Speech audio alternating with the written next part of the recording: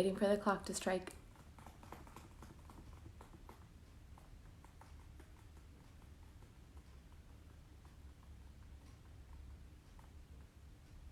There we go. It's 12 o'clock. Thank you so much for joining us today. Mindful Monday. It's our midday mindfulness moment. I'm very big into alliterations, if you couldn't tell. I'm glad you joined us today. Hi, Diana. It may just be you and me. I don't know who else is on here. Let me know you're here. Oh, hey, Katie Buck, you're here too. Anyone is welcome to join us. It is a delight to have you be a part of our midday mindfulness experience. For those of you who've practiced with me before, you know we spend a lot of time doing breath work and body scanning and sensory awakening and doing things that help us connect our awareness to the present moment, because after all, that's what mindfulness is. It's paying attention on purpose to the present moment without any sense of judgment, without any sense of resistance, just allowing what is to be. And I thought today might be a really nice way for us to start to cultivate another dimension of our mindfulness practice, which is our interpersonal mindfulness.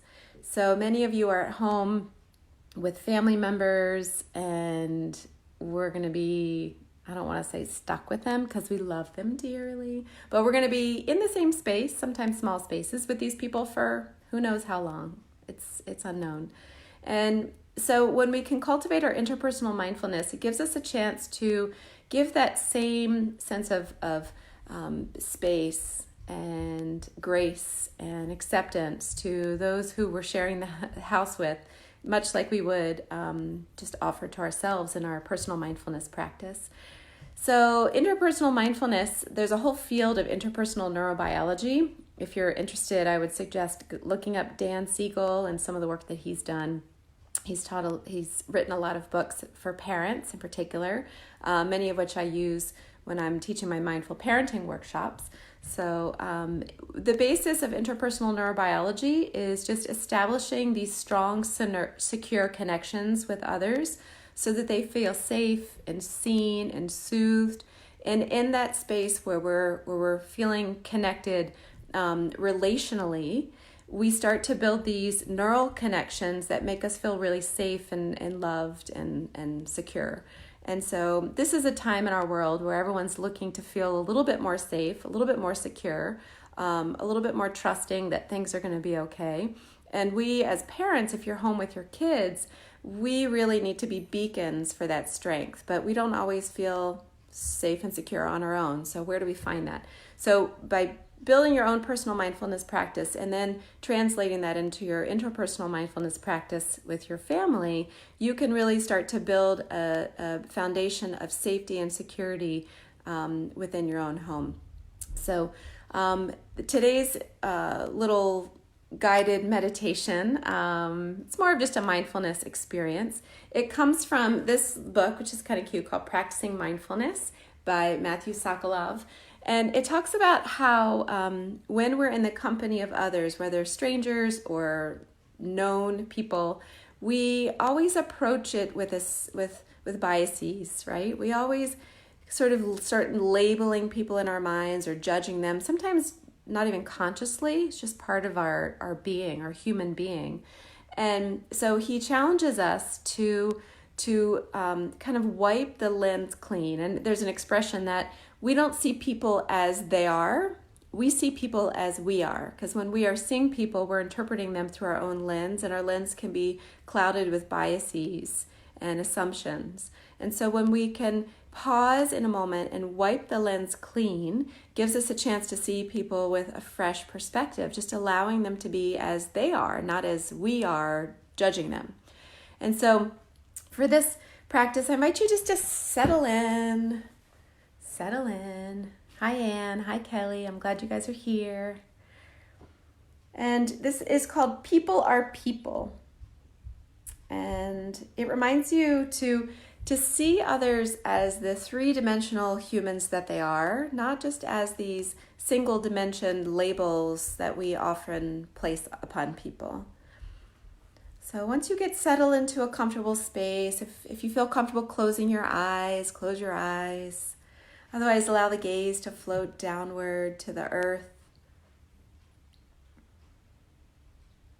And you can do this exercise when you are in the presence of other people. So right now, if you're home with your family, this might be a good thing to practice, to open up your heart, find a little bit of patience, to give yourself a chance to just see those whom you're sharing space with fresh eyes. You could also do this out in public. Right now, maybe not so much, but maybe you can just envision through your windows as you see people walking by with their dogs.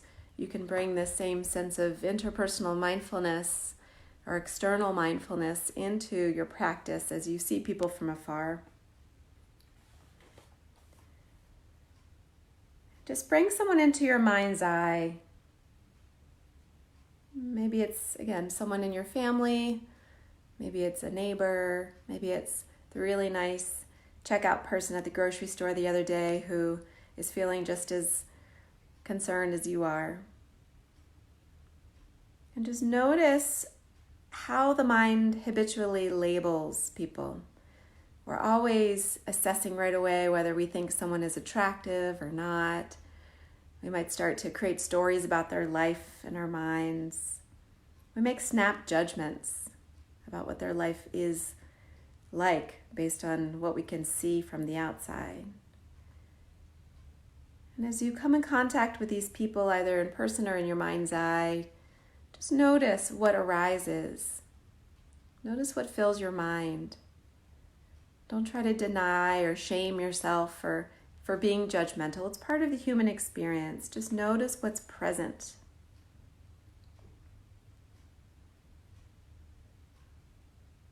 And then imagine wiping the lens clean and just approaching the vision of this person or the interaction of with this person with the beginner's mind. The beginner's mind is one that is filled with curiosity and wonder and joy. Just imagine that you've never seen this person before, even if it's your own son or daughter or partner.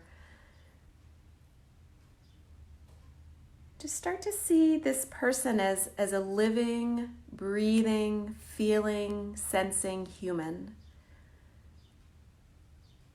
And continue to notice if other judgments or biases pop into the mind, and just come back to this space where you're seeing them with fresh eyes, as if you've never seen them before.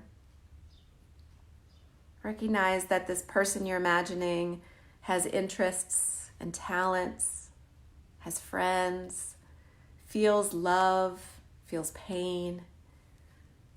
This person is multi-dimensional.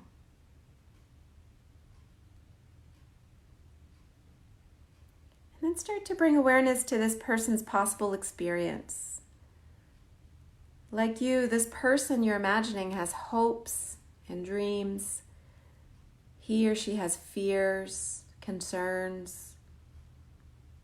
Sometimes there are regrets. Hopefully, he or she is filled with joyful moments. You don't have to know the person's whole life story to be sure that they are subject to pleasant and unpleasant experiences. We know that that's part of the human experience. We all find joy, we all suffer.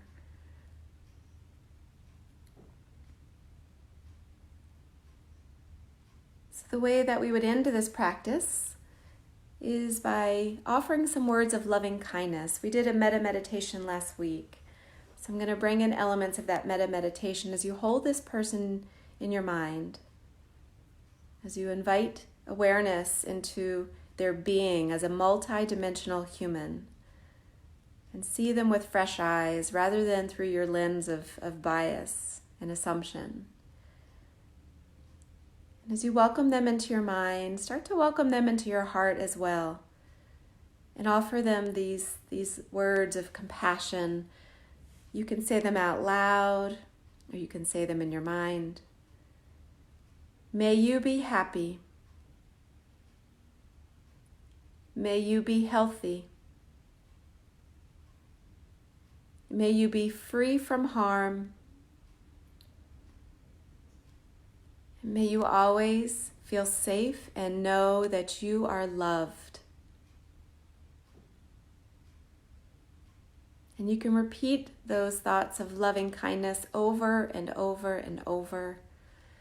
If the person is in your own home, look them in the eye and tell them these words. You don't just have to keep them in your heart or say them into the universe. You can actually say them to the person so that they know they are seen, they know they are soothed, they feel safe. And from that foundation, you begin to build that secure attachment.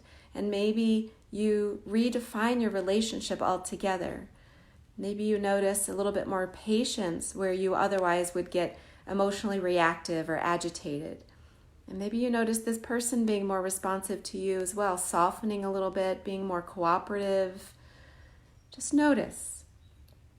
Interpersonal mindfulness is a beautiful way for you to transform relationships that are tense. It's a great way for parents to find a little bit more joy in the parenting struggles. And it's a way for you to just let those around you know that they are loved. Can I please repeat? Okay, I'm not sure you want me to, which part to repeat. I can repeat the loving kindness part. The loving kindness part is keeping this person in your mind or saying it to them directly. May you be happy. May you be healthy. May you live in peace. And may you know you are safe and loved.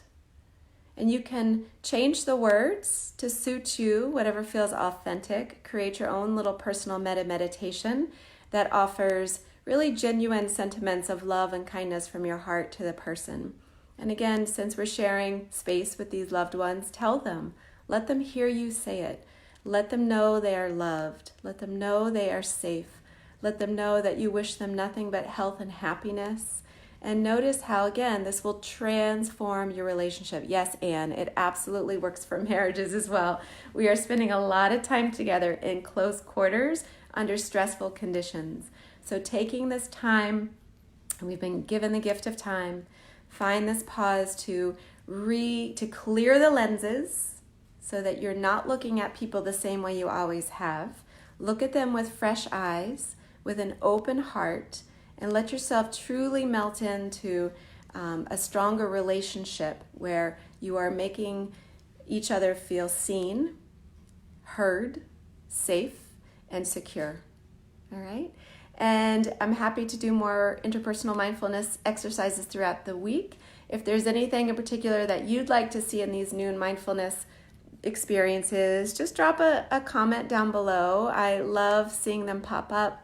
I know that we are here together even though we are apart, and I want you all to know how much I love you and appreciate you being here today. So see you tomorrow. Oh, if you're not aware, every morning at 9 a.m. I'm doing a live stream yoga from my basement studio, and on Thursday night this week I'm teaching a special live streamed yoga and beer class, a mindful drinking experience from my basement studio at 7 p.m. on Thursday. I'm asking for those who are able, if you're interested in doing a donation, I'm giving all proceeds divided among the 3 breweries that are hosting my classes still. Not still now, but once things clear up. So Fairwinds, hi Kelly, Fairwinds Brewing, New District Brewing, and Rocket Frog Brewing are all very close to my heart. The guys there and the women who work there are amazing. And so if you're interested, you can drop a donation in my Venmo account at Eat Yoga Drink. Join us on Thursday. Even if you don't drop a donation, join us. Grab something to drink. Join us. Have some fun. Release some stress. Really feel part of the community. And let's just keep on keeping on together. All right. Once again, I love you. Send me a comment. Let me know what else you'd like in these midday mindfulness experiences. And until tomorrow, adios.